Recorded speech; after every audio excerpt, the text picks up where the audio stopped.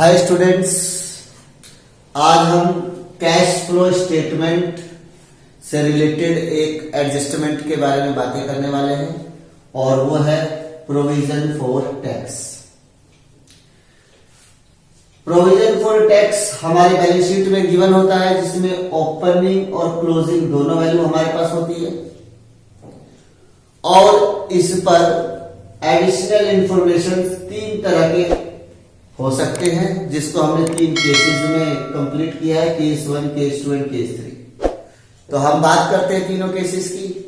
Now सबसे पहले आते हैं हम केस 1। तो हम बात करते हैं केस 1 की। सबसे पहले हमें क्या करना है, हमें लिखना है जो भी हमारा टैक्स है उसकी ओपनिंग वैल्यू, और क्योंकि ये एक लायबिलिटी है तो हम स्टार्ट करेंगे बाय साइड से। By balance brought down 40,000। अब हम देखते हैं हमारा केस 1 कहता क्या है। तो केस 1 पे लिखा हुआ है नील, इसका मतलब हमें एडिशनल इंफॉर्मेशन में प्रोविजन फॉर टैक्स से रिलेटेड कुछ भी बात नहीं कही गई है। जब भी ऐसा कोई क्वेश्चन आएगा जिसमें प्रोविजन फॉर टैक्स से रिलेटेड एडिशनल इंफॉर्मेशन में कोई भी बात नहीं कही जाएगी, तो हम ऐसा एज्यूम कर लेंगे कि जो भी हमारी ओपनिंग वैल्यू है टैक्स की, हमने इस साल वो पूरी की पूरी पे कर दी। यानी अगर हमने ये 40,000 रुपीज पे कर दिए हैं तो हम इसकी एंट्री कैसे करेंगे, हम करेंगे टू बैंक अकाउंट, और ये 40,000 रुपीज पूरे के पूरे हमने पे कर दी। अब क्लोजिंग बैलेंस लिख देते हैं, to balance carried down 50,000 totalling कर देते हैं। तो ये हो गया हमारा 90,000, ये भी होना चाहिए हमारा 90,000। तो जो भी डिफरेंस आ रहा है उसे हम लिख देंगे by profit and loss account. This is balancing figure and but it is 50,000। Now ये जो टू बैंक है इसे हम बोलेंगे टैक्स पेड, और ये हमारा प्रोविजन हो गया।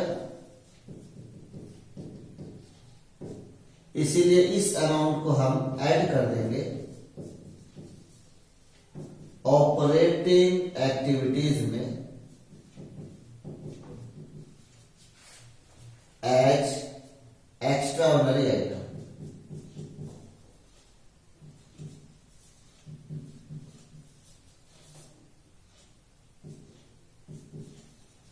और इस वाले अमाउंट को हम लेस कर देंगे ऑपरेटिंग एक्टिविटी में ही,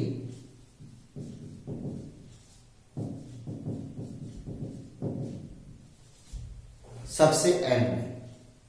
तो अगर आप देखें तो ये अमाउंट है क्या, ये जो प्रोविजन है 50,000, ये हमारी वैल्यू ये रही, और ये जो हमने टैक्स पेड किया 40,000 वो हमारी वैल्यू ये है।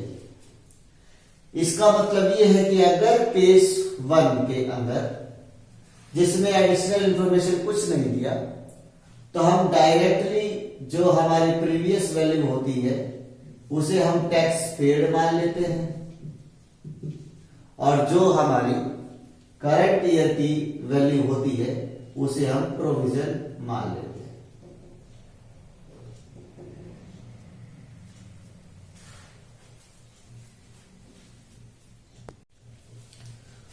और अब हम बात करते हैं केस 2 की। तो देखें केस 2 कैसे केस 1 से अलग है।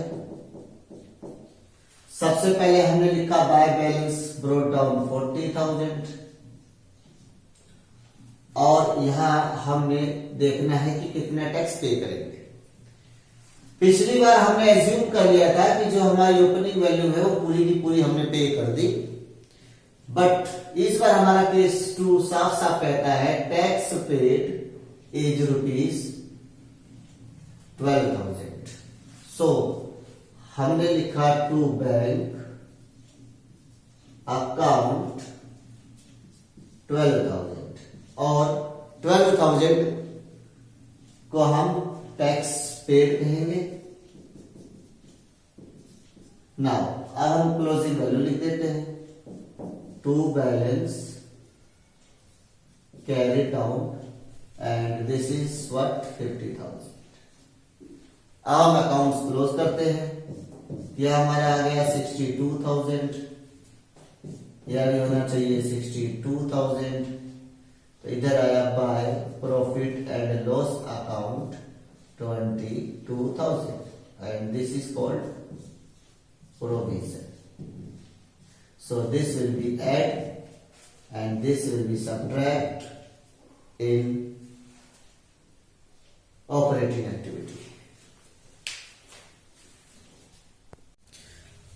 और अब हम थर्ड केस की बात कर लेते हैं और देखते हैं कि थर्ड केस किस तरह से सेकंड केस से अलग है। सो सबसे पहले हमने लिख लिया बाय बैलेंस brought down 40,000। अब हमें लिखना है कि हमने कितना टैक्स पे किया, बट हमारी इंफॉर्मेशन में कहीं नहीं लिखा tax paid. This is given tax provided during the year 18,000 rupees. अगर इस तरह से स्टेटमेंट आती है तो इसका मतलब ये जो हमको गिवन है ये टैक्स पेड नहीं है, बल्कि ये अमाउंट है हमारा प्रोविजन। और क्योंकि ये प्रोविजन है तो इसको इधर लिखना पड़ेगा by profit and loss account 18,000 provision. और जब हम अकाउंट क्लोज करेंगे तो इधर लिखेंगे हम to balance carry down 50,000। Now इधर की टोटलिंग कर लेते हैं हम, तो हमारा आ गया 58,000। इधर की टोटलिंग कर लेते हैं हम, तो हमारा आ गया 58,000। तो इधर बचा क्या, to bank account we get 8,000। This is balancing figure. Then this to be add in operating activity and this to be subtract in operating activity.